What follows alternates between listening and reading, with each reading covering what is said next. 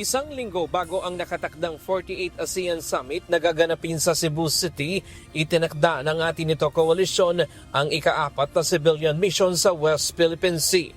Ngayong araw nagsimula ng maglayag ang grupo patungong Pag-asa Island na may layuning maghatid ng pagkain at supply ng krudo para sa tinatayang 500 residente ng isla.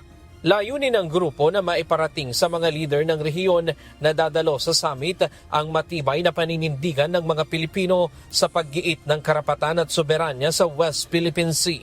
Kaya tinakon talaga namin ito para a week before the ASEAN Summit ng May 5 onwards ay gusto natin ipakita sa ating mga maraming bansa na we're inviting them to have a stronger stance against Chinese bullying sa ating rehiyon, and hopefully magsama-sama tayo, lalo na yung mga claimant countries, na huwag hahayaan yung patuloy na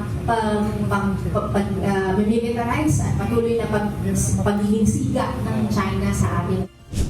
Bukod sa pagiging chairman ng ASEAN ngayong taon, ginugunita rin ang ika-10 taong anibersaryo ng paglabas ng arbitral ruling kung saan pinawalang bisa ang 9-dash line na batayan ng China sa pag-angkin sa buong South China Sea at kinilala na may karapatan ang Pilipinas sa loob ng kanyang Exclusive Economic Zone o EEZ, kabilang ang West Philippine Sea.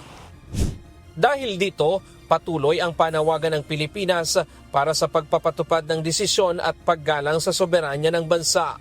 Sa Sabado ng umaga, inaasahang makakarating sa Pag-asa Island ang grupo kung saan nakatakda ang iba't ibang aktibidad gaya ng pamamahagi ng pagkain at krudo sa mga residente, medical mission, concert at jet ski flag ride sa paligid ng isla bilang simboliko ng pagpapahayag ng soberanya at karapatan ng Pilipinas sa West Philippine Sea. Isang mahalagang highlight, yung ating patriotic jet ski flag ride na pangungunahan ni Kong Dada Ismula. So, handa ba kayo, mga volunteers ng ating ito? Kong Dada Ismula, tayo na ang tutupad! Mindanao ang nangako, kaya tutuparin ng isang Mindanao. Ayon sa atin ito coalition, ang kanilang ginagawa ay isang paraan upang matulungan ang mga residente at mangingisda na apektado ng pandaigdigang krisis sa langis.